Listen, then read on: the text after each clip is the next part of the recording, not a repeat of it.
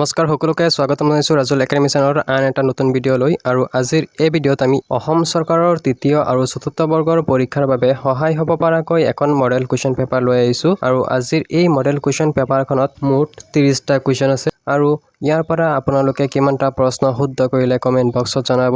আৰু এইখন হৈছে পেপাৰ 2 পেপাৰ 1ৰ ভিডিঅ'টো যদি চোৱা নাই এইখন ভিডিঅ' চোৱাৰ পিছত পেপাৰ 1ৰ ভিডিঅ'টো চাই ল'ব তাতো বহুতো ইম্পৰ্টেণ্ট কুৱেশ্যনসমূহ আলোচনা কৰিছোঁ আজিৰ প্ৰথম প্ৰশ্নটো হৈছে উচ্চতম ন্যায়ালয়ৰ প্ৰথম মহিলা ন্যায়াধীশ কোন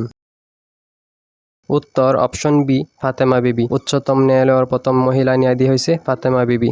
কুৱেশ্যন নম্বৰ 2 স্বাধীনতা লাভৰ পিছত ভাৰতৰ বাহিৰত ভাৰতৰ জাতীয় পতাকাখন কোন ঠাইত প্ৰথমে উত্তোলন কৰা হৈছিল আৰু ইয়াৰ শুদ্ধ উত্তৰটো হ'ব অপশ্যন চি অষ্ট্ৰেলিয়া নেক্সট কুৱেশ্যনটো হ'ল বায়ুমণ্ডলীয় চাপ জুখিবৰ বাবে কোনবিধ যন্ত্ৰ ব্যৱহাৰ কৰা হয় উত্তৰটো হ'ব অপশ্যন বি বেৰোমিটাৰ 4 নম্বৰ প্ৰশ্নটো সুধিছে অৰ্জুন বঁটা লাভ কৰা প্ৰথম গৰাকী অসমীয়া মহিলা কোন আছিল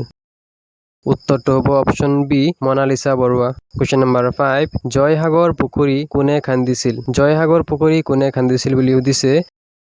ইয়াৰ শুদ্ধ উত্তৰটো হ'ব option B Rudra Singha question number 6 কোনে কামাখ্যা মন্দিৰ পুনৰ নিৰ্মাণ কৰিছিল কামাখ্যা মন্দিৰ কোনে পুনৰ নিৰ্মাণ কৰিছিল বুলি সুধিছে আৰু উত্তৰটো হ'ব অপশ্যন এ নৰনাৰায়ণে কামাখ্যা মন্দিৰ পুনৰ নিৰ্মাণ কৰিছিল কুৱেশ্যন নম্বৰ 7 মালিনী থান ক'ত অৱস্থিত option A Arunachal Pradesh option B Manipur option C Meghalaya নে অপশ্যন ডি অসম উত্তৰটো হ'ব option A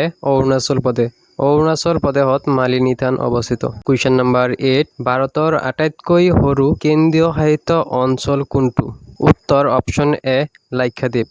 question number 9 Baan theatre কেতিয়া প্ৰতিষ্ঠা কৰা হৈছিল উত্তৰ অপশ্যন বি 1906 10 নম্বৰ প্ৰশ্নটো সুধিছে বড়ো সাহিত্য সভা কিমান চনত গঠন হৈছিল উত্তৰ অপশ্যন ডি 1952 চনত 11 নম্বৰ প্ৰশ্নটো সুধিছে মৰাম জনজাতি কোন ৰাজ্যৰ অন্তৰ্গত অপশ্যন এ দিছে Andhra Pradesh option B Orissa option C Tripura নে অপশ্যন ডি মণিপুৰ আৰু শুদ্ধ উত্তৰটো হ'ব অপশ্যন ডি মণিপুৰ নেক্সট কুৱেশ্যনটো হৈছে কুশল কোঁৱৰক কেতিয়া ফাঁচি দিয়া হৈছিল উত্তৰ অপশ্যন এ 1943 চনৰ 15 জুন তাৰিখে নেক্সট কুৱেশ্যনটো হৈছে কিমানখন ভাৰতীয় ৰাজ্যৰ সৈতে মেঘালয়ে ইয়াৰ সীমা ভাগ বতৰা কৰে অপশ্যন এ এখন অপশ্যন বি দুখন অপশ্যন চি 5খন নে অপশ্যন ডি 4খন উত্তৰটো হ'ব অপশ্যন এ এখন 14 নম্বৰ প্ৰশ্নটো সুধিছে জিএছটিৰ প্ৰৱৰ্তন কৰা প্ৰথম দেশ কোনখন আছিল ইয়াৰ শুদ্ধ উত্তৰটো হ'ব অপশ্যন ডি ফ্ৰান্স পিছৰ প্ৰশ্নটো সুধিছে অসমৰ প্ৰথম চিকিৎসা মহাবিদ্যালয় ক'ত স্থাপিত হৈছিল উত্তৰটো হ'ব অপশ্যন ডি ডিব্ৰুগড় অসমৰ প্ৰথম চিকিৎসা মহাবিদ্যালয়খন ডিব্ৰুগড়ত স্থাপিত হৈছিল 16 নম্বৰ প্ৰশ্নটো সুধিছে পৃথিৱীৰ আটাইতকৈ দীঘল আন্তৰ্জাতিক ৰেখা কোন দুখন দেশৰ মাজত আছে অপশ্যন এ দিছে কানাডা আৰু আমেৰিকা অপশ্যন বি ভাৰত আৰু পাকিস্তান অপশ্যন চি চীন আৰু ৰাছিয়া আৰু অপশ্যন ডি দিছে ভাৰত আৰু বাংলাদেশ এই অপশ্যনসমূহৰ পৰা শুদ্ধ উত্তৰটো হৈছে অপশ্যন এ কানাডা আৰু আমেৰিকা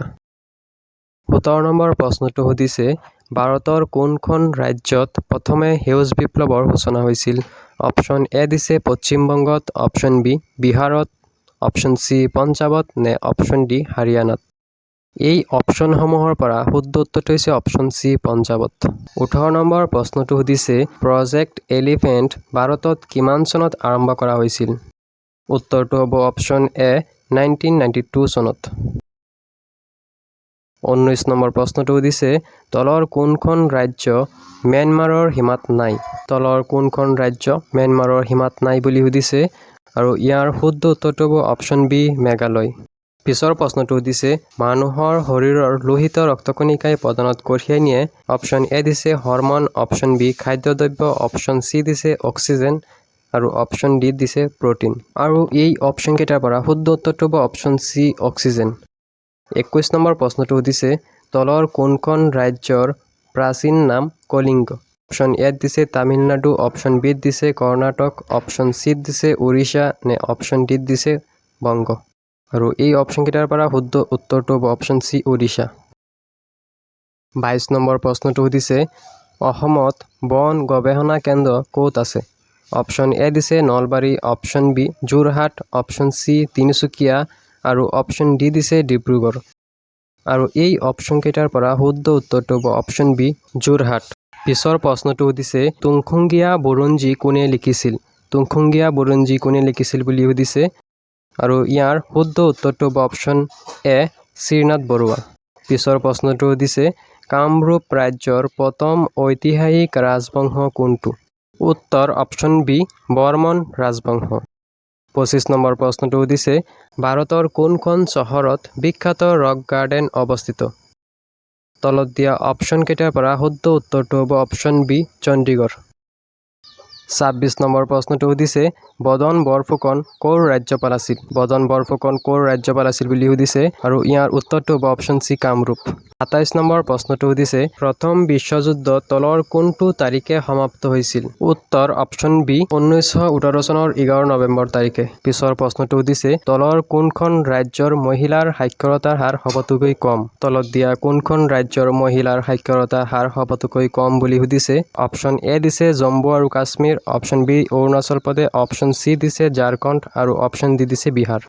উত্তৰটো হ'ব অপশ্যন ডি বিহাৰ। 29 নম্বৰ প্ৰশ্নটো সুধিছে তলৰ কোনখন কেন্দ্ৰীয় শাসিত অঞ্চলত সাক্ষৰতাৰ হাৰ সৰ্বোচ্চ? তলৰ কোনখন কেন্দ্ৰীয় শাসিত অঞ্চলত সাক্ষৰতাৰ হাৰ সৰ্বোচ্চ বুলি সুধিছে আৰু উত্তৰটো হ'ব অপশ্যন এ লাক্ষাদ্বীপ।